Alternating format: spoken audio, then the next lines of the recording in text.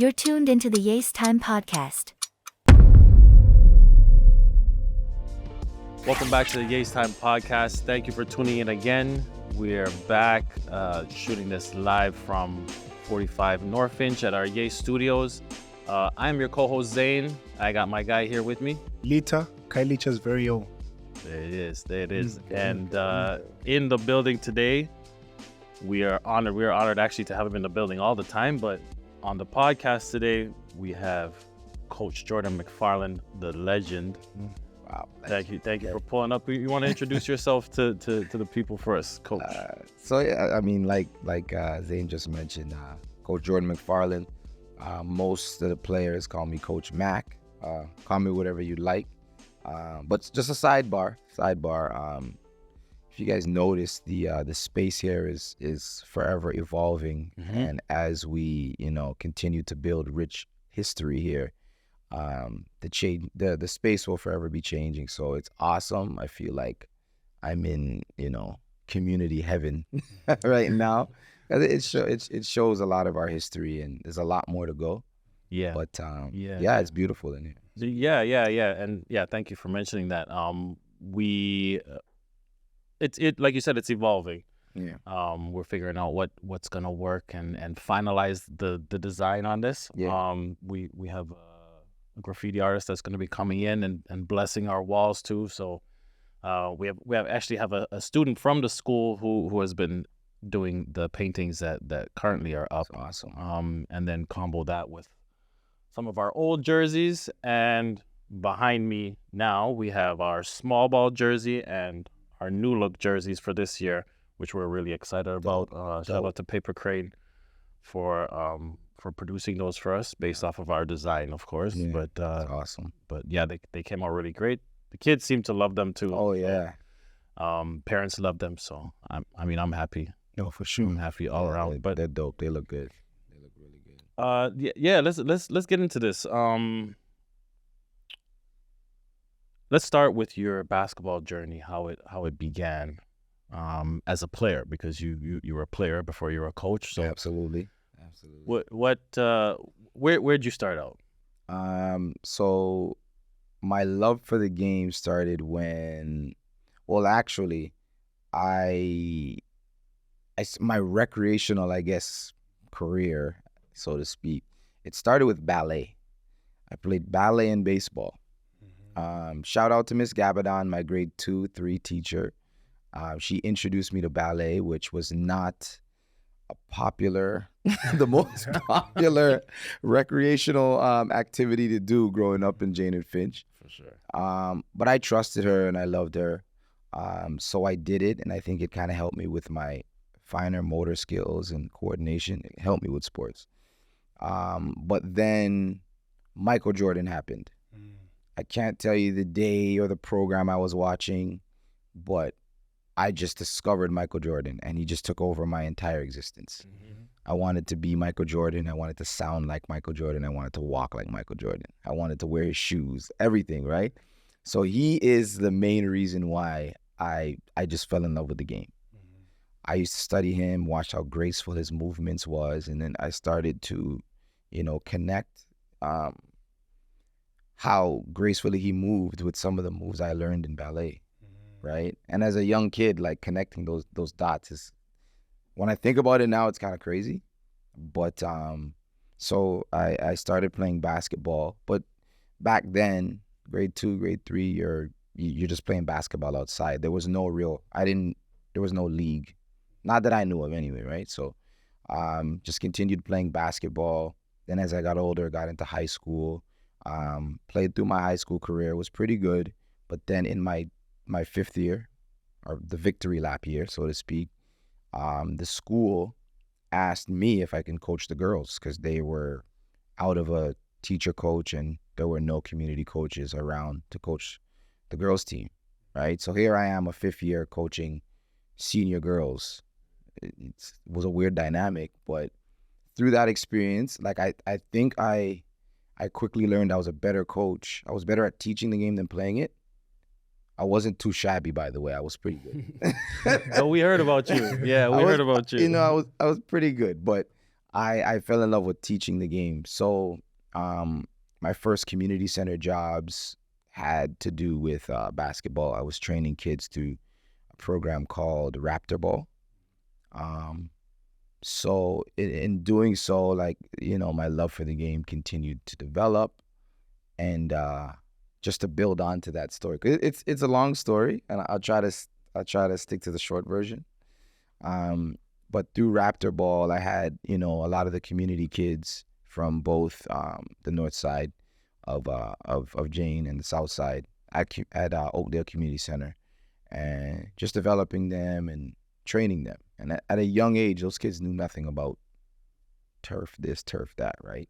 So that was nice. And then in doing so, Devon Jones, who has been a key part of my development as not only a coach, but as a man in general. He showed up one day looking for players. At that point in time, he was coaching for the Scarborough Blues. So what happened to him was Scarborough Blues had a big tryout, and they selected all who they would consider the better kids to go on the A team, and they just tried to give him all the B team players. And knowing Jones, he's ambitious as he is, he wasn't satisfied with that. So he's like, no, keep your players. I'm going to go find my own.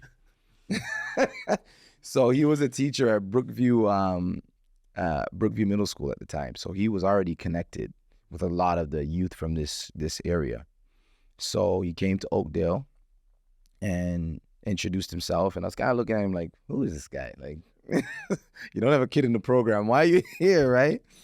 So we touched base. He spoke to me about my little brother at the time that was in the program and a couple of the kids that I was connected with. And he formed his team. That team had players like Justin Jackson on it, because there was some Scarborough kids on it too. Mm-hmm. But he actually went and found all the kids himself.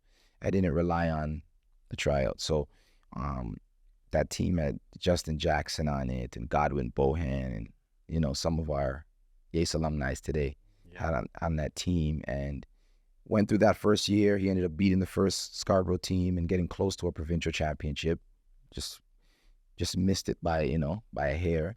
And then the next year, he asked me to coach I believe it was the fifth grade YAAACE team. Mm-hmm. That following year, he created YAAACE and incorporated if you know the history around community, the red with the blue, up top, down bottom, and made the primary color purple, mm-hmm. right? Which was symbolic of bringing the youth from both sides of Jane together to, play, compete, live in harmony, live in love, right? So he made me a part of the inception of that, of what we call YAAACE today, right? So that's what kind of started that's my journey, or my entry into coaching, yeah, for sure. And being from this community, YAAACE operates from this community. Our home base is based here in Jane and Finch. Why did you think it was important, or I guess it would have come from Jones, but why did you guys collectively feel it was important to bring those kids together at that time, given the connotation that this neighborhood gets, the bad rap that this neighborhood gets? Why did you guys feel it was important for you to do something to change that narrative? I mean, change takes an initiative. Somebody has to put their best foot forward first, or at least try, right? And I think the only way we grow is through love and harmony, right? If we're always fighting each other, how do we grow? You know what I mean? It's all about growth. Like these youth within community, they're going to be the leaders of tomorrow, right? So if we don't nurture that, cultivate that, who's going to do it? Like we have to understand they're young kids, they're young men and women, right? So at the time, they don't know any better, right? They're going to model their behaviors after what they live every day or what they see. So in our communities growing up, what do they see every day, right? They see violence, they see conflict, and they model their behaviors after the adults and how they handle it, right? So here we are now, coming into their lives, handing them a basketball, and through that basketball, a sport that they have, learned to love, we're trying to get them to, understand that we could live in harmony, and there's different ways to resolve our conflicts other than violence and fighting over, just silly things, like, you know what I mean? So it's important. I mean, our community is not going to grow if our youth are dying, and you know what I mean? Absolutely. It's not going to grow. It's up to us to shape the lives of the leaders of tomorrow, right? Or else who's going to lead? Right. No, for sure. And speaking about shaping the leaders of tomorrow, what type of lessons or conversations do you feel like are crucial to have with these youth so they can understand what better might look like? And I think for me, like through basketball, I learned the importance of time. Like you practice at this time, you need to be here at this time, and then that transcended outside of basketball. And I think another one I said in the last podcast, actually, where one of my coaches in Laurentian up north, to him, every time you walked into the gym, you had to shake everyone's hand. Like you had to walk through the whole gym and shake everyone's Absolutely. hand. It was like, at first I was like, it's not what, but like you're recognizing people in the space that you're going into, and like it can take you, very far just by doing that. Like you never know who you might meet one day, and you never know what that hello might mean to someone else that might be having a bad day. So I think going back to what question was like, what are some of the things that you think of that you feel like are important to instill in these youth to maybe show them a better representation, or a good representation of being a better man, as you had mentioned earlier? A role model. Or a role model, for sure. Yeah, I mean, there's many conversations to be had about that, but I think one of the main things, first of all, is your attitude determines your altitude, right? So, I mean, you got to live good with everybody. You may have a bad day, you may have better days, but your attitude is ultimately going to determine your altitude in terms of the rooms you can enter, the circle around you. I'm big on vibes. I'm big on if you put it this way, like we all need help in some way, shape, or form in life, whether we want to admit it or not. And why would someone want to help you if they don't get a good vibe from you, if they think you have attitude? You know what I mean? Just to put it in its simplest terms, right? So I mean, to keep it simple, your attitude determines your altitude. How far will you go? Your ability to network and grow and move up the ladder in whatever career path that you decide to follow or chase, your attitude determines everything, right? We all need to connect in some way, shape, or form to climb that corporate ladder or whatever. You know what I mean? So that's something that we really talk to the youth about, and we try to give examples of it every day with the way in the way we walk in life. Also, another saying that I like to tell the youth or explain or break down to them is try to be a good man, not a nice guy, right? Try to be a good man and not a nice guy. If people think you're a nice guy, in that process, great, that's a bonus, but that shouldn't be your main goal. Your main goal shouldn't be to please everybody and bend to, every suggestion or every request. If it's the right thing to do the right thing, right? Even if it's the unpopular decision, do the right thing, right?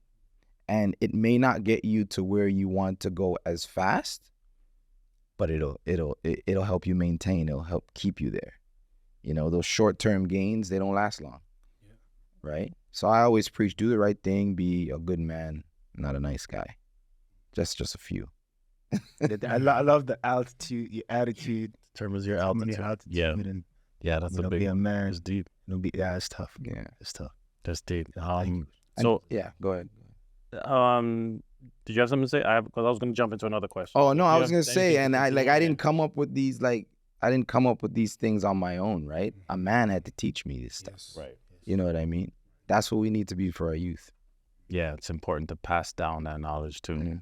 And if they don't have anyone telling them that, yeah, there's where else they gonna get it from? So as the guy who runs the athletics here at YAAACE, we've kind of had a little bit of a culture shift. Not even a little bit, a big culture shift in how we approach the game of basketball, how we approach what we're teaching these kids. Can you touch a little bit on what's different this year from years past and what we're focusing on? Absolutely. And I didn't mention that I was the technical director and the head of athletics. I should have mentioned that at the beginning. That's right. But no, I think again, like we have to continue to evolve, and we also pride ourselves on, best practices, right? Everything that we do at YAAACE moving forward, we have to be good role models. And we can't expect our youth to do the right thing or make the hard decisions if we don't model that for them, right? So it's not good enough just to have great coaches in terms of X's and O's, great trainers in terms of how they can develop the youth on the court. Their passion for developing youth on the court has to match that of, developing the youth off the court. So if we're bringing anybody in, we want to make sure our personnel is full of people that are well-rounded human beings. We need role models. Right. You know what I'm saying? Our kids need role models, and if they're going to pick up any habits from us or learning things from us, it has to be love and positivity. Just doing things the right way. And even if that means we have to sacrifice, the strength of some of our teams, then we're going to do that, because our children, our youth, our young men, our young women have to understand that if you do get a chance to play this game at a high level in the future where you can make money at it, you're still not going to do that forever. So your decision-making is going to ultimately determine how well you live after that. And then most of us ain't going to play pro and make basketball off of it. Yeah. Most of us, there's a few of us will get Division I scholarships. And then there's a big chunk of us that's not even going to get there. So if we don't alter the mindset and the decision-making ability of these kids through the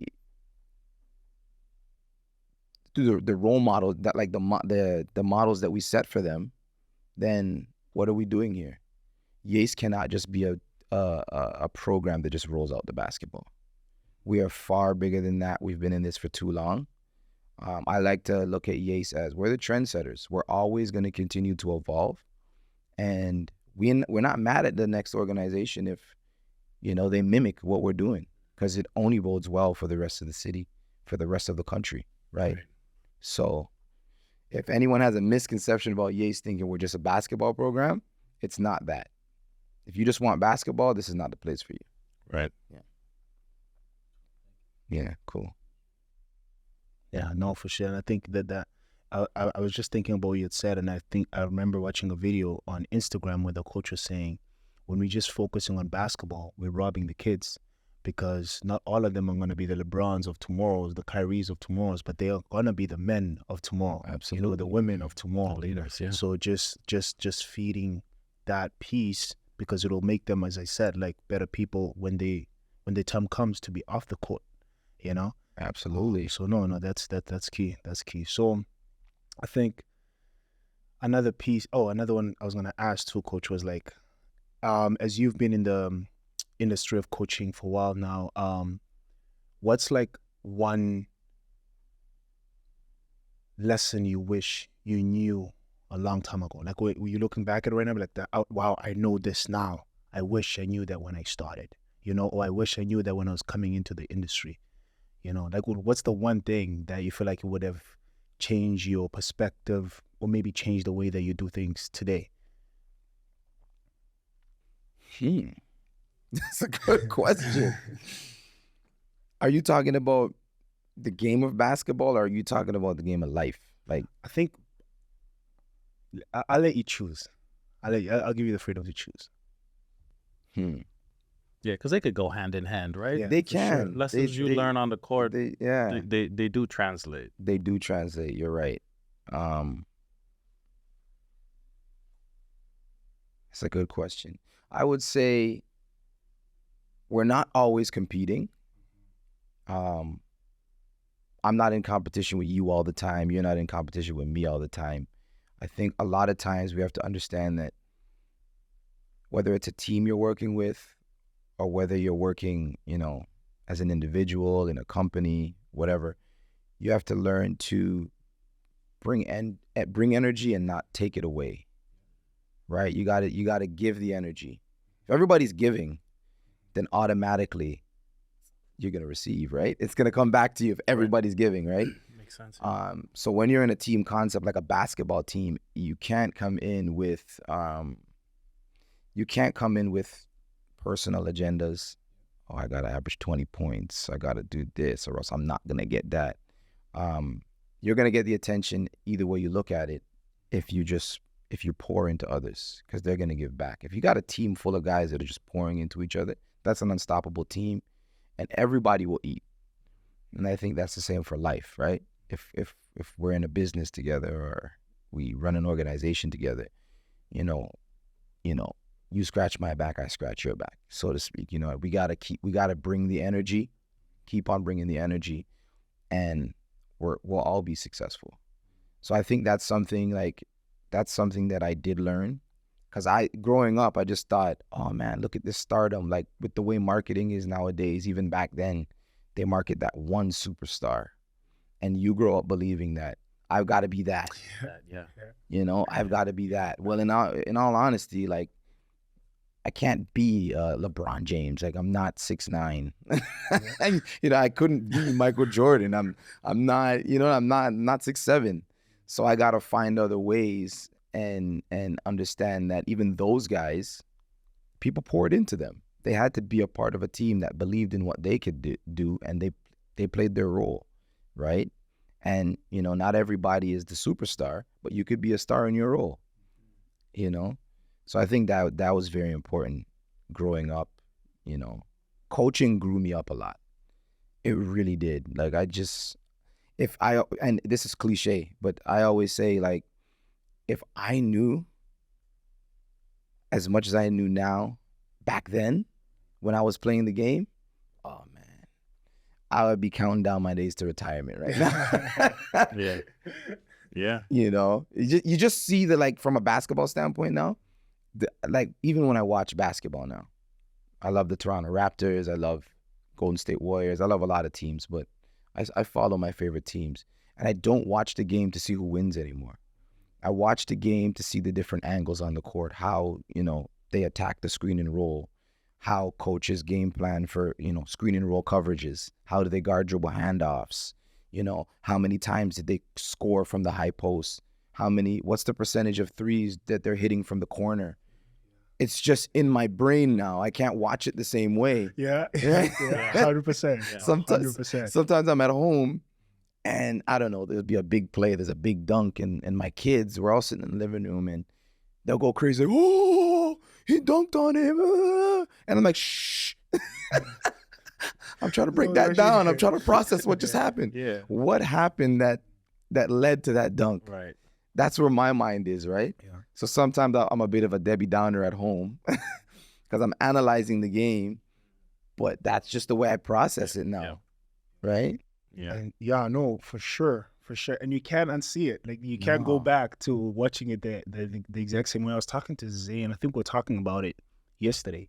We're talking about European, like, basketball from Europe. Yeah. Yesterday, right? Yeah. And I was like, the game is so different. So different. And I think maybe this was just a thought, maybe I'm wrong, but I feel like when I watch that basketball, it's very militant in terms of the how they strategize, like how they play. Like Jokic, I get into the court, I do this. Like the simplest things will get me where I want to get to. Yeah. It doesn't have to be all these flashy, put yourself in a position that makes you vulnerable in losing the ball, doing things that you don't have to Yeah. do, for example. And I think we're kind of talking, was yesterday, right? We're talking Yes, about sir. how just the way that they play, and me kind of thinking and seeing it that way, I can't unsee it. Yeah. Now I'm looking at like the strategic and like they do how they run a play. Mhm. You're anticipating the other team is going to respond this way. Okay, like we got to be able to press break here if they do this. So it's kind of like that. Those pieces change the way that I even look at a basketball game. Yeah, It's I interesting. think it's a sign. It's signs of professionalism, really, when your view changes. Like, for example, now when I watch a movie, I'm not. I sometimes Right. get lost in the story. I lose completely because I'm looking at camera angles. Yes, Trying to figure out how did they get that shot that came around the corner so smoothly to that. Like, you know what I mean? You're rewinding it back. Even with NBA games, Mm-hmm. I'm looking at the angles that they're using and trying to figure out how can we do that? Yeah. You know what I mean? And I think, like I said, it's a sign of just professionalism and really being like tuned into your craft. Mm-hmm. Just locked in, man. Yeah, into building your craft. I was gonna ask about because we just saw a picture that was posted by was it NBA Canada? NBA Canada posted a picture of Nickeil Alexander Walker and Shai, Gilgeous-Alexander, Mm-hmm. cousins, who have both worn the YAACE jersey. Absolutely. Good times. You've gotten the chance to coach guys, a few guys now that have gone on to play at the highest level, to play in the NBA, but also to play overseas professionally, Canada professionally. Yeah. What, if anything, I'm sure there was, but what were the small things that you saw in those guys that at a young age that separated them from everyone else, where you would be like, yeah, that guy, he's got something. He's gonna go somewhere with it. Yeah.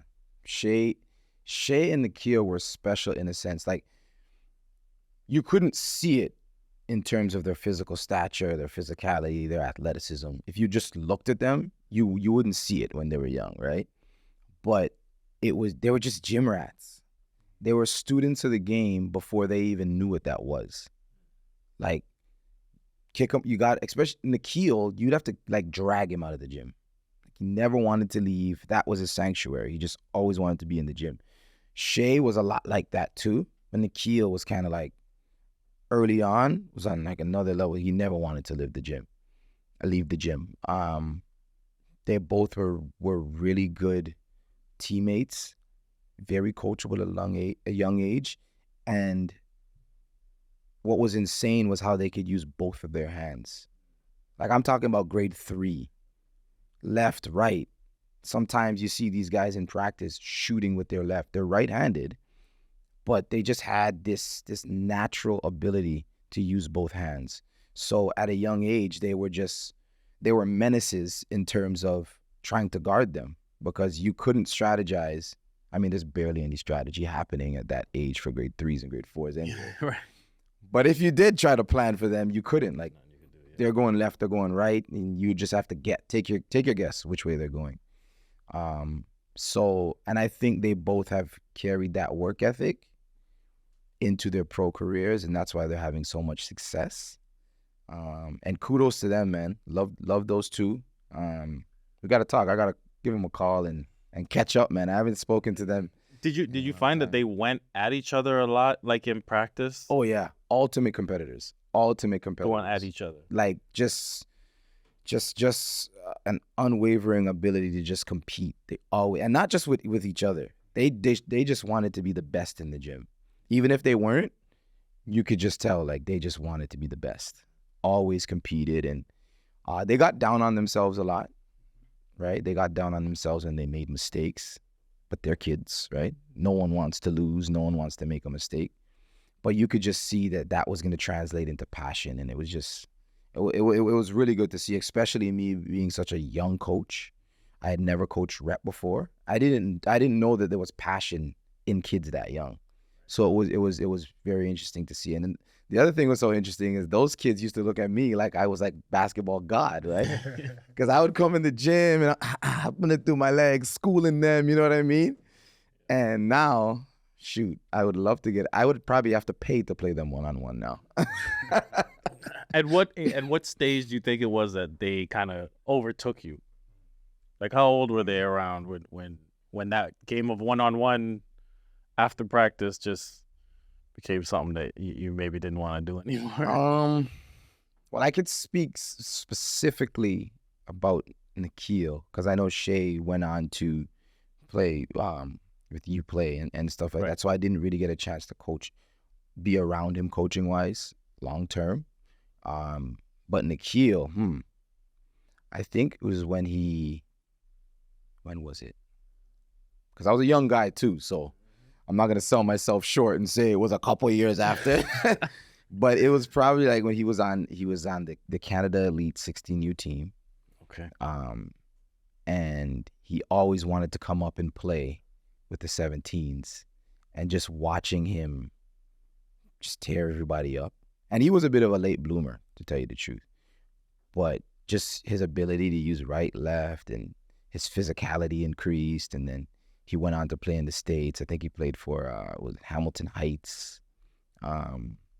And yeah, around that time, I was like, okay, if he challenges me one-on-one, I won't back down. Of course, but I know the odds are no longer in my favor. Because he was just tearing it up. He was on the rise, right? And you could just see, like, okay, he's turning into a man now. What was he like nationally ranked and all those things? He in Canada, Yeah, he was nationally ranked, but they only put him on those national rankings later on, like when he got grade 12, grade 11. He started to get that visibility. In America, they did know of them. I don't think he was nationally ranked in like the top 10 or anything, but they were steadily on the rise. They were coming up, right? And they never let any of the attention get to them. They just continued working until they were high on the draft board. You know what I mean? So it was pretty cool watching them develop, For sure. I'd love to play them now, but probably 11, the score probably be 11 to -5. I actually want to build up on what you had asked in terms of rankings. Mm-hmm. So I'm coming to you, Coach, as a player, just scenario, like a young kid, and I'm looking at the rankings. What would be your advice to me on how I should perceive rankings? What would you advise me to do? Like when I'm seeing rankings, I'm like, okay, Coach, my name is not over there, or my name is over there, or my team is over there, or my team is not over there, because I know that can sometimes make or break a team's confidence, or sometimes even a player's confidence. So as a coach that's, as you had mentioned in some of the conversations we've had earlier, and seeing some of the work that you do within the community, who's big in character development, like what would be your advice to me as a player or a young player? So for the younger age groups, rankings mean absolutely nothing. It means nothing. It's all opinion based. The pros are not looking at that at a young age, and I always try to tell parents this: the kid in grade 4, 5, 6, 7, those young age groups, the kid who is number one, at that age, rarely ever is number one when they're 17, turning 18, ready to go to college. Rarely ever is that the same number one kid, because it kind of gets to their head. Rankings kind of gets to their head, right? And, some people use the rankings for good as a gauge to, determine, okay, that's the so-called number one guy. I'm going to work my behind off and I'm going to get him one day. I'm going to figure out what tournaments he's at after I, level up, do working hard, and I'm going to see him, right? That's a good way to use the rankings. The bad way to use the rankings is, oh, I'm number one? All right, I got a tournament in a week, so I don't have to train until like Friday. It's Monday. I don't have to train until Friday or Thursday because the tournament starts on Saturday. I'm good. I'm number one already, right? And a lot of us in the community contribute to, blowing up these kids' heads by saying, oh, you're number one, you're good, you're number one. Okay, you're number one now, but time waits on no man. So you could celebrate today, but what does your work ethic look like tomorrow? You gonna get in the gym still? You're gonna try to create a bigger gap between you and the number two guy, or you're just gonna be satisfied where you are? And I think that's where a lot of our athletes fall off. They become satisfied. Their belly's full, right? So young age, rankings don't mean anything. As you get older and you start to get into like, okay, ESPN high school rankings and stuff like that, that could kind of control the draft board. Right. If now you're talking business, right? So you use those rankings to gauge where you are and try to get to that next level. Go catch Cooper Flag. Go get him. You know what I mean? Yeah. So the rankings can be discouraging for some, but it can be motivational to others. It just all depends how you want to use it. Use it as a tool, and don't use it to define who you are today. Right? Thank you. Yeah. Yeah, I think also we need to be careful. Like guys like us, we need to be careful in how we portray our players as well, right? We make mixtapes. We make mixtapes. Yeah. We tend to lean heavily on the offensive side True. of the ball. You're right. I would love to see a defensive mixtape. Defensive mixtape. I'd love to check that out. I We think- should lock that in at some We point. should maybe try to do something. Yeah, why not? Yeah, it's easy to get. It's easy to fall into that trap. Yeah. Where Yeah. we know that's what everyone wants to see. Mhm. Not everyone. We know that's what most kids want to see. Yeah. Is those offensive plays. Yeah.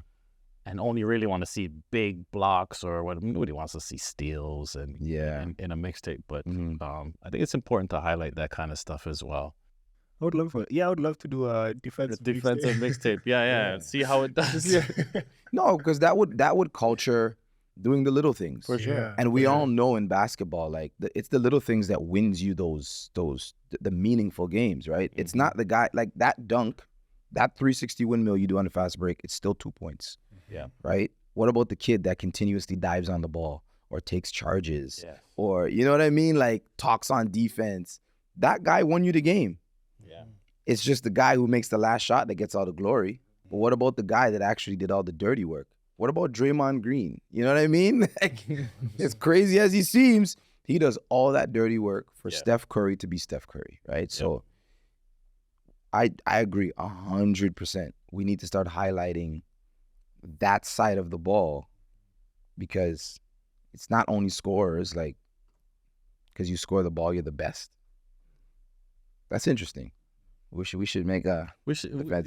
Yeah, I've Yeah, never seen one. I've never It's seen a interesting. defensive mixtape. Might have to- Yeah. Hey, we're trendsetters, right? That's right. It might become the newest thing.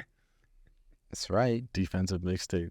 Every program needs those players, man. Yeah. So kids out there, if you're watching, you don't have to be the leading scorer to get a scholarship. You can get. I've seen and I've coached kids that have gotten scholarships off of being great teammates. Guys that talk at the back of the defense. I got weak side. Hey, you got one coming over the screen. Don't worry, you're on your own. Don't worry. He's not hedging. He's not helping. Yeah, it's almost like a coach out there on Yeah. the court. Yeah. Yeah, you know how many coaches need those guys? Yeah. Telling you, man. Yeah, because the coach will tell you when you guys are playing D on that side, I can't speak that much, especially if the gym is filled with fans. Yeah. I can't. You're not gonna hear me. Depends on who the coach is. I've seen a couple of coaches that can really project across the gym. Yeah, man. You know who was that guy? KG. Kevin Garnett. He was that guy. I mean, he had his own way of articulating and Yeah. saying what he said, but on the court, he was that guy, constantly making his teammates be aware of like where the ball is coming off. Oh, you got a weak guy on you. You got him on your own. I'm here. I'm at the back. Push him this way. Players need to study Kevin Garnett and the way he communicated. Communication is huge. Yeah, and I've actually heard you guys emphasizing this in practice. It's everything. Yeah. It's everything, man. It's everything. So. And I think also a player playing their role, understanding what their particular role is in making the team what it is. And I think another question I would like to ask is, how does one identify their strength or their weaknesses without taking away from the team? I think that's a part of your personal journey, right? You play, you get reps, you get reps until you identify like, okay, I'm really good at that. I don't think anybody could just step on the court the first time and just say, yeah, I'm a scorer, or yeah, I'm a this. Like, it's through playing the game, you'll start to pick up on it. And if you don't pick up on it, if you have good coaches, they'll let you know over and over and over again. Hey, John, you did really good at setting screens today. I really like what you bring to the team in terms of setting screens. Or, hey, Mike, you really rebounded the crap out of the ball. Bring that every game for us. You start to hear that more and more and more. You'll start to identify like, I do this really well. You know what I mean? There's no secret sauce to it. Like, you just got to play the game, and you'll hopefully you figure it out sooner rather than later. And that doesn't mean you can't work on your other skill sets, but it's important to know what you do well. It's really important to know, because one day if you end up playing pro, that team is going to scout you and pay you to do that particular thing. Not everybody on every team is a scorer. Not everybody on every team is a defensive stopper. Like, they're trying to build their team the right way to make sure it's balanced, so that they have a little bit of everything to build on versatility, right? So yeah, you might get picked up from the Boston Celtics because you rebound well, or you defend well, or you're just the enforcer on the team, that, you know what I mean? Just toughness. They'll pay you for that. You don't have to be Jason Tatum. You don't have to be Stephen Curry. And I think kids today need to understand that, right? They need to understand that not all of you are going to be the leading scorer on your Division I team or on your pro team if you even get there. Like, case in point is Patrick Beverly. Yeah. Number one player in the state of Illinois when he was playing. Anyone that's I think it was Hoop Dreams is the documentary. I think it is. But yeah, he was like I think so. Yeah, out of Chicago, he's like the number one player. Bucket getter, just killing everybody. Now he's in the NBA, and is he known for getting buckets? No, he had to change his game, or else he would find himself not in the NBA. So, Find his role. To adapt. you got to be a star in your role. And now he'll never not be on a team. You need a guy like that. Yeah. As much as some people don't like his personality. I mean, you only don't like him when he's you're not on your team, right? Yeah. Right? But you need him. You need him on the team. He's So good in character. He's a character. Yeah. it's important for kids to know that. What are you mentioned studying KG and his approach to the game. What are, like, as a defensive player, like who's your all-time favorite defender in the league that you would say that maybe kids should maybe study a little bit more? I'm just gonna throw names out there because Yeah. there's not one. So you got to mention the glove. Of course. Got to mention the glove. Like, Of course. it's just he was really the first guy that I grew up watching where he made me believe in defense. He made it popular. You know what I mean? I was proud about it. Yeah. Who else? A quiet defensive leader was Bruce Bowen. Yes. Bruce Bowen for the especially when he was on the Spurs. Who else? Who else was really good? Ron Artest. He gave a lot of people a lot of problems. He gave a lot of people problems. Ron Artest. There's Akeem Olajuwon. I actually think Akeem Olajuwon is the greatest big of all time. Just my opinion. Okay. Because he was offensive and he was a defensive juggernaut. I'm not sure if he leads the league in blocks. I'm not sure. I got to look that up. But he was just, not to mention his offensive skill set. He was just awesome. And then I still think people underestimate Marcus Smart. Marcus Smart? I think they do. Like, I've been studying him, and what he says is he doesn't just follow the body. He doesn't just follow the offensive player. he counts and memorizes their dribble count. He memorizes the pace of their dribble and their dribble count through scouting. So he'll know when to take that gamble and go for the ball and go for the steal, and when not to based on his opponent. And he breaks down the angles, where to send guys. Like, that's impressive to me. That's getting into the science of the game. And I could watch that for hours. I could watch coaches and players break down the game for hours. So I think I would love to have him on my team. And there's a bunch of other guys, but you know. So I looked it up. Akeem Olajuwon is the NBA career blocks. All-time leader in blocks. All-time leader, yeah. Yeah, man. I encourage any big, or if it looks like you're going to be a big, and I know the bigs of today don't want to be put into a box. And the game is changing. Like, nobody really does the back down, you know, in the post. But study Akeem Olajuwon, not only for his skill set, but for, like, his footwork. Footwork was incredible. You need it, man. You need it. He was awesome, and that's why he may not be the popular choice for the greatest big of all time. People will say Kareem. Some people say Wilt Chamberlain. Some people even say Shaq. But man, the skill set on that guy, just you know, the dream shake. You know what I mean? That dream shake into the fade, the turnaround jump shot. Like, he was just awesome, man. Study Akeem Olajuwon, children. Study Akeem Olajuwon.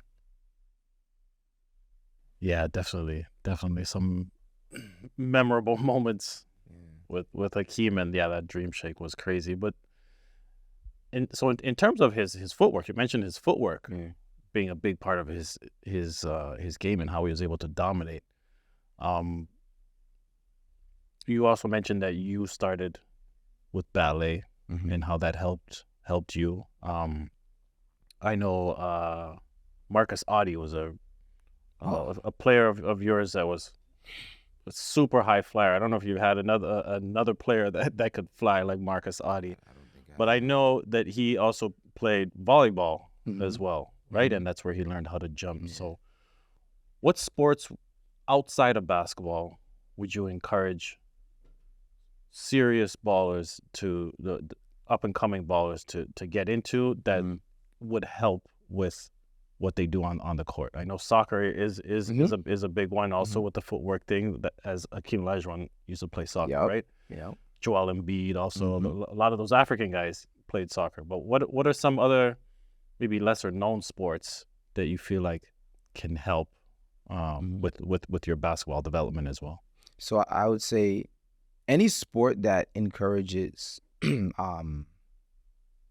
to work on flexibility. That's why ballet was huge for me.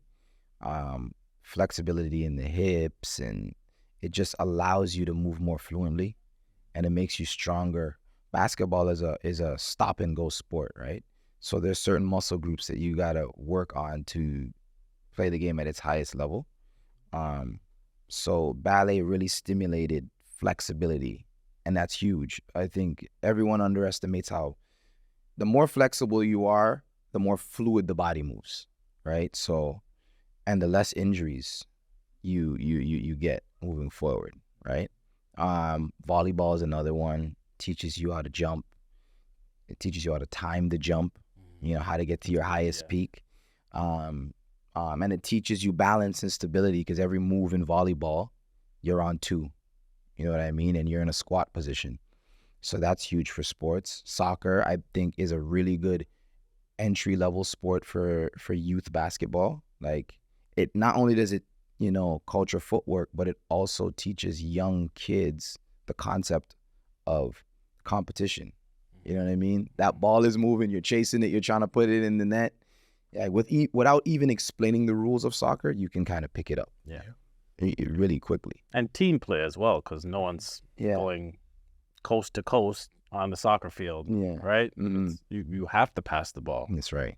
That's right. Yeah. So, any other sports? I'm afraid of football. That's and kudos to you if you play football. You guys are warriors. Kudos to you, man. Different mentality. But I think those are the sports. If I've missed any, I apologize. But I think those are the sports that really get you prepared for basketball, for sure. Yeah. Yeah. No. Another one question I was thinking to Coach was like for parents, right? Like who are looking for the best future for their kids. How would you advise them finding the right program or the right place that will put their kids first rather than fitting the agenda of, I don't know, like a program or the coach's idea of what they want to achieve, right? Like as Yeah. a parent, what advice could you give them that they can use to find the right avenues for their kids to enjoy and grow in that space? First thing I would say is, who are the role models in that organization? The coaches, management, who are the role models? Do the people put in place to mentor and coach your kids, do they have, excuse my French, but do they have their shit together? Are they well-rounded human beings and role models? Do you trust them enough to leave your kids with them, knowing that, yes, they're going to learn something, but are they going to be learning the right things? And I'm not talking about basketball. I'm talking about life. You know what I mean? The simple things too. Simple things are the most important things. So I would say that's one. The second thing is you have to do your research on the historical impact that that organization has had in the basketball world and community. That'll help you to figure out, do these people have a history of, or do they have the know-how to get my kid to the next level? Right? And then the third thing I would say is,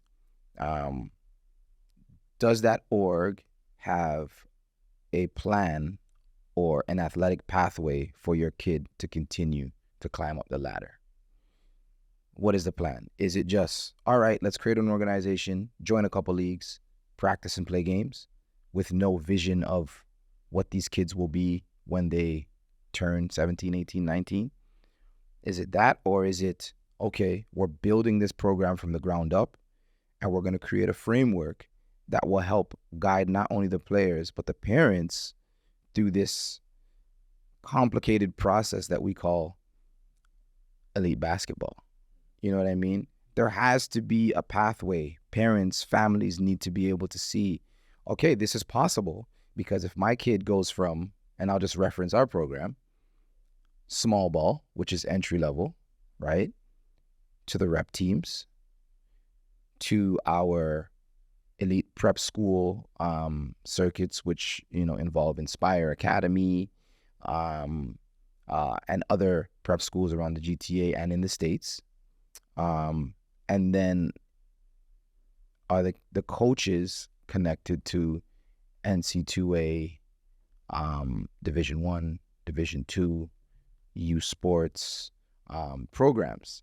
Is there a connection? Does one thing lead to the other in that org? And if they check all that boxes, then maybe that organization is worth giving a shot. See how it works out. It doesn't work out for everybody, and elite basketball isn't for everybody.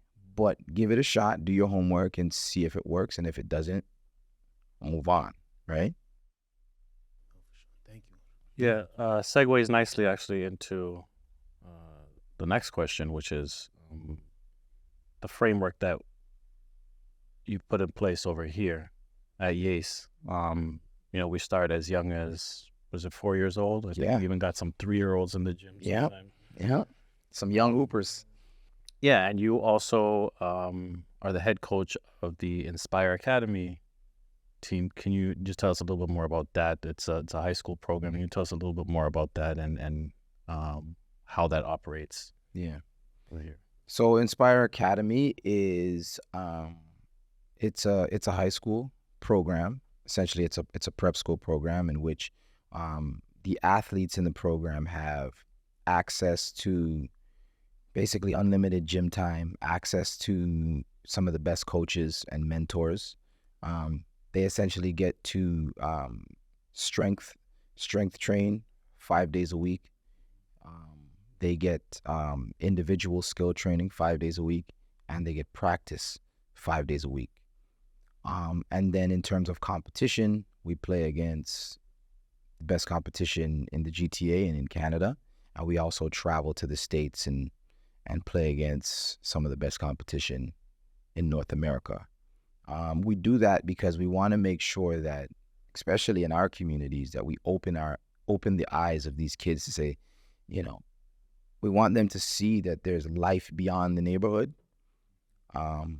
We want them to see that, hey, like, this is how, you know, people live out in Florida, or this is how people live out in, you know, Kentucky, or wherever the basketball takes us in that particular year. There's a different way to live, and there's different pathways to get to where you want to go. So it's a pretty unique program. A lot of the kids, I will say, essentially graduate from our YAAACE programs and, you know, get filtered right in there. So for the most part, we usually have strong teams.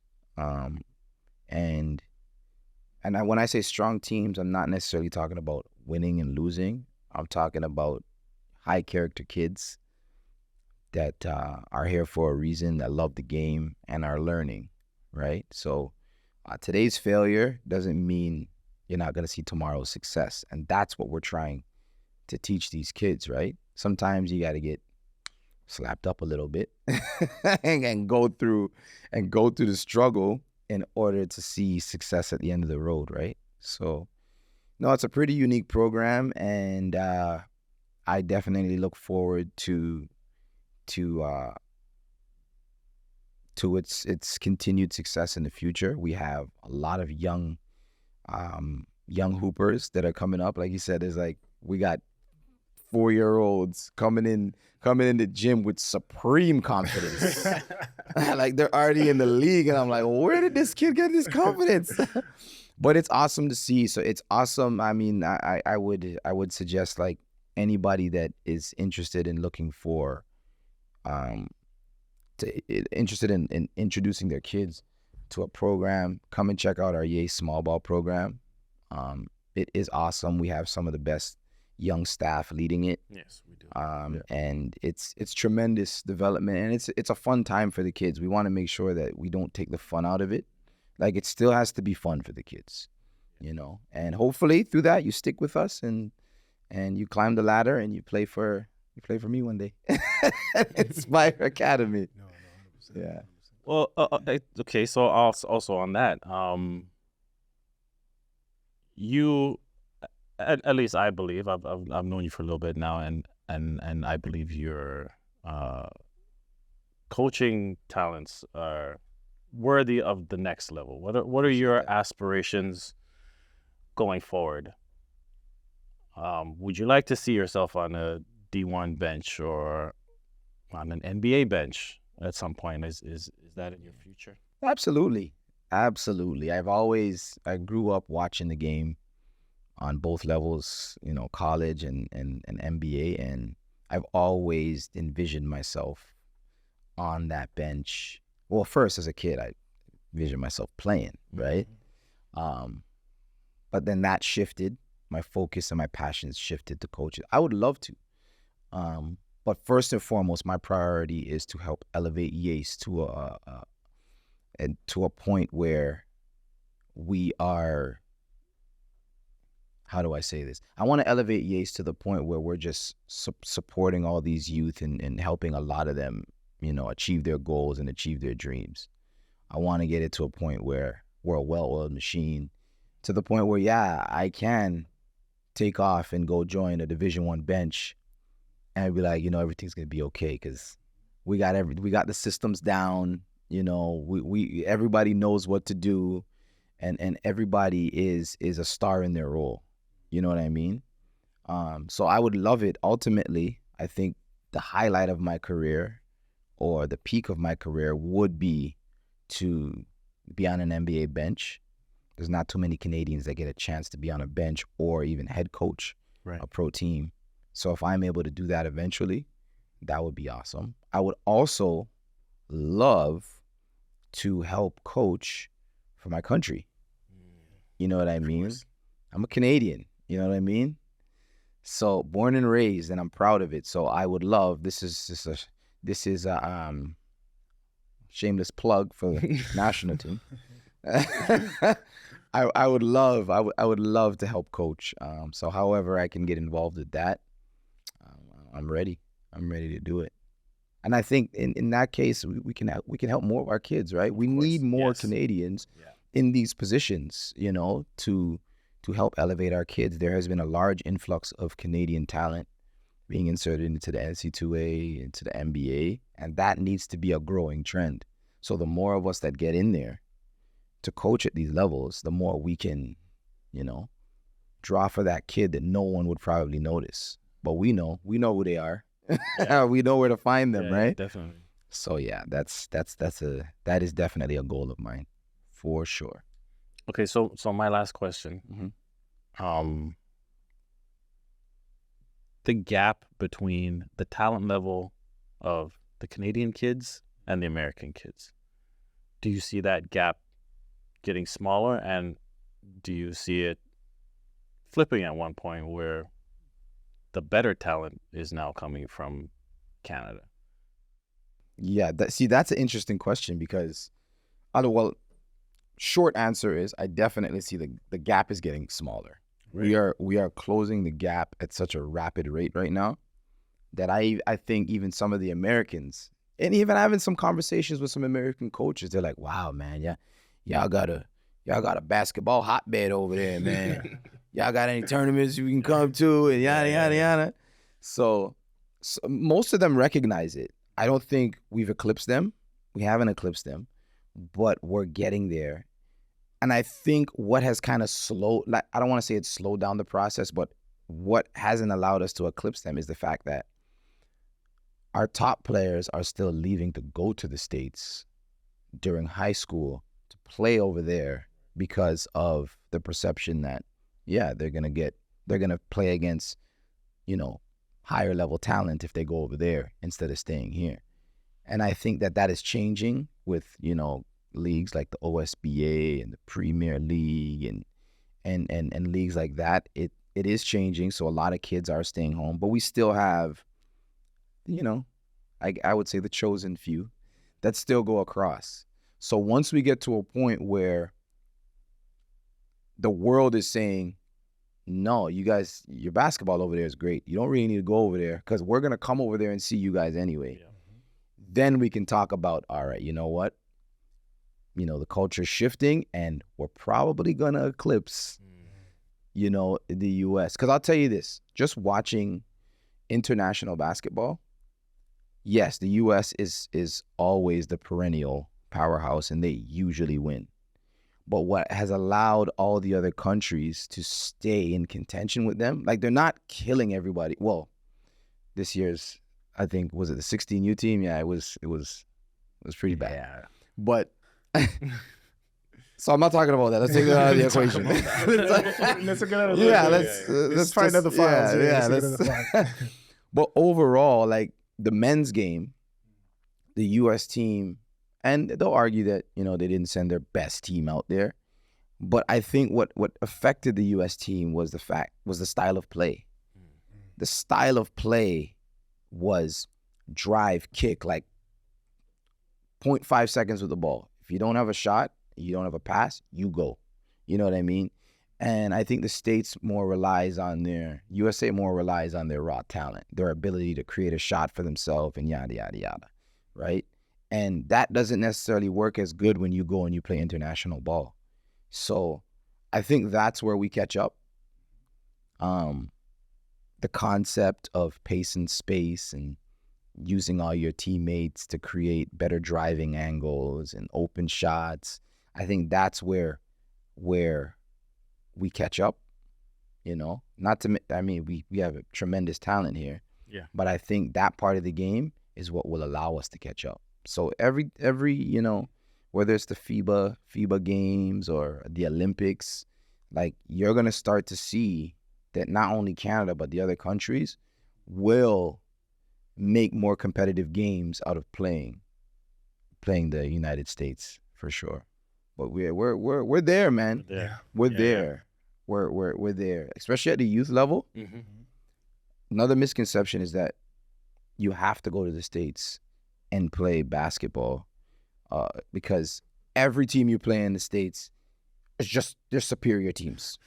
Top competition. Oh, you want to go and play? Yeah, play against the guys in the States. That is the farthest thing from the truth. I've been to tournaments and we've mopped the floor with some teams, 60-point wins. And then you question yourself, like, why did I just spend like $2,000 on hotel, travel, gas, food, tournament fee to mop a team by 60? Yeah. Right? Yeah. There is great teams, but again, parents, do your research, figure out what tournament your org's taking you to, because essentially you will waste money. So the youth level, I'm a firm believer that grade 4, 5, 6, even sometimes 7, you don't need to go to the States and play basketball. You don't need it. If you want to go get an experience and go experience another way of life, experience another city, another state, fine, go do it. But accept that that's why you're doing it, and don't go thinking that it's going to change your child's life from a basketball perspective, because most likely it's not. It's not worth it. No college coaches are coming to watch your grade 4 play. Not only will they not waste their time and resources to do it, they're not allowed. It's against the rules, right? They're not going to come. So, like, 60-40 rule. 60% training, 40% competition.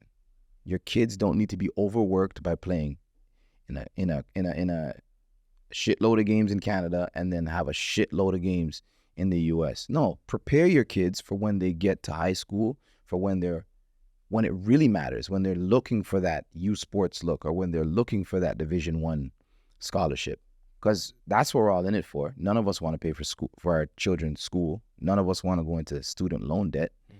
So prepare your kids. Get them, train them. Get them a good trainer. Get them with a good program that has a great training program, so that when they're of age, that's when you want them to show out. I don't care if your kids at grade 4 gets boxed by 40. What does that mean? That doesn't mean anything. Like, make sure they're ready when they're 16, 17 years old, right? And if you got a good shot, if they're ready and they blossom by that time. But don't focus on the limelight and did my kid get a mixtape when he was in grade 3, and like, that don't mean nothing. Doesn't mean anything, man. Yeah, preparation is the key, man. Prepare your kids for when they're older. That's it. That's what I would say. Yeah, so Coach, I would say the question I have for you right now is, it's a tough question to answer. What's your all-time basketball shoe? Like your pair of basketball shoes? All time. See, this is the thing there. I don't know, like, you know how they have Jordan 1s, Jordan 2s, or Kobe 2s and Kobe. I don't know the numbers. I don't know them. By default, even though it's not considered a basketball shoe anymore, Jordans. Like, I have to just put it out there, Jordans. I don't know the numbers, but Jordans. It was like the first, the Jordans that has his accolades on the bottom of the shoe? Okay, yeah. I don't know what number it is. They were black and white, and I loved it. Like, those are my first ever basketball shoes. So whatever number that is, you guys can leave comments if you want, just to let us know what number that is. That's my favorite shoe. And then I had, and this one hurts me. This one like kind of hurts my heart. Again, I don't know the number. It was Kobe's. They were purple. So you already know, YAAACE purple. Okay. They were purple, and they weren't real snakeskin, but it had snakeskin print. Oh, when I was moving, I lost those. Oh. I don't believe in depression, but I think I went into light depression. Wow. When I couldn't find those. I don't know. Whoever ended up with those shoes, yeah, you better be taking care of them. Take care of them, please.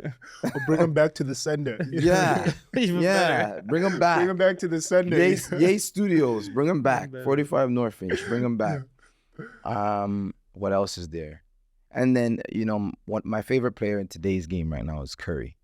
So, I don't remember what number, but the earlier Currys, I loved the Currys in its infancy. I loved those, that version of the Currys. So yeah, those are. So what is it about the Jordans that now are no longer considered a basketball shoe when we see video clips of Jordan wearing those exact same shoes, dunking on guys. So, like, what has the shoes that are coming out now, just the technology in them is way better? They're just better fit. Like, what is it about the kids now and Jordans, and they're like casual shoes now? Yeah. They're still a basketball shoe. I think the technology has grown.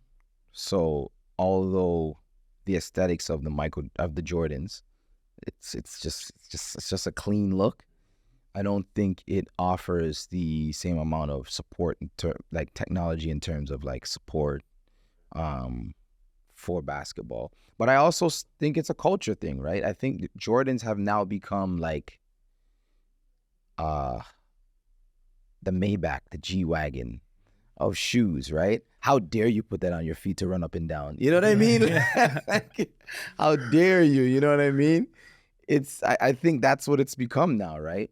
And yeah, kudos to Jordan or Nike that's behind it. Like, they've done a great job of reselling the same shoe over and over and over. Yeah. New release and the same. New release. Yeah. And I'm not gonna lie, when they come out, if it looks good enough, I want one too. Yeah. Yeah, new colorways, change up the color, and Right? But yeah, I think it's just become the culture. Like it's the Lamborghini, it's the Maybach, it's the Bentley of shoes, of sneakers, right? So people are more worried about scuffing their Jordans than wanting to play in them, you know? So, but you know another shoe I forgot to mention, I'm sorry, Vince Carter, the Nike Shox. I put those on one day in high school and I went into the zone. Like, I didn't know what happened. The rim looked like an ocean. I was doing things on the court and they weren't even mine. Yeah. I forgot my shoes that day. It was junior basketball. I'll never forget. I was in grade 9 or 10. Can't remember. I think we were playing against Westview or Emory. I forgot my shoes. Shout out to my brethren Milton. He lent me his Nike Shox and I felt like I could fly.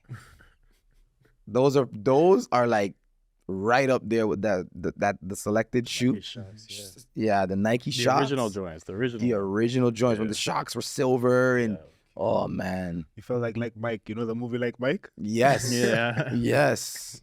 Those, I loved those shoes. I was never able to afford one, but I borrowed it for one game. Nice. I loved it. Those shoes. And speaking of Mike, didn't you have a final question?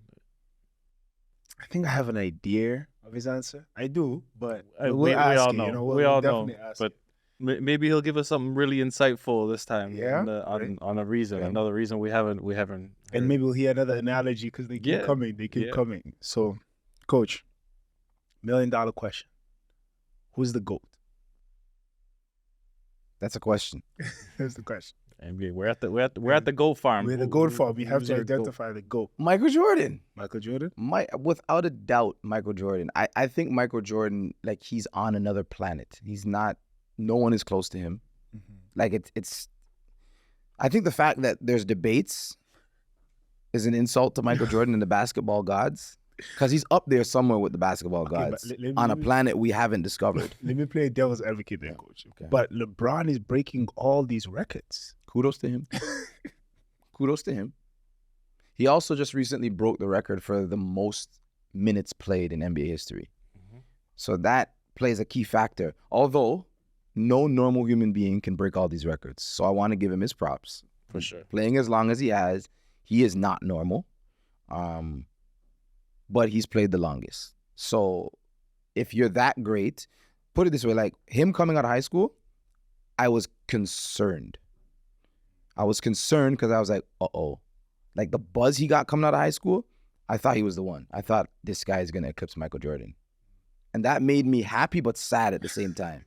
Because I just thought Michael Jordan was everything. That there was, you know, so. And LeBron came out wearing 23. Also. And he came out wearing 23. So I'm like, oh, he's doing this purposefully. Like they're trying to, you know what I mean? Yep. So I was just like, he might do it. Then he made a few moves that kind of made me like, all right, no. He's disqualified, like going to Miami, doing that stuff, like disqualification right away. But when you break it down, right, there's a couple of things. Mentality, accolades, and just your willingness to just compete, right?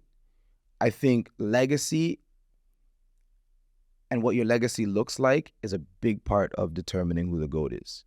And although LeBron has 4 rings, I think the route he took to get those rings made it a bit easier for him to get them.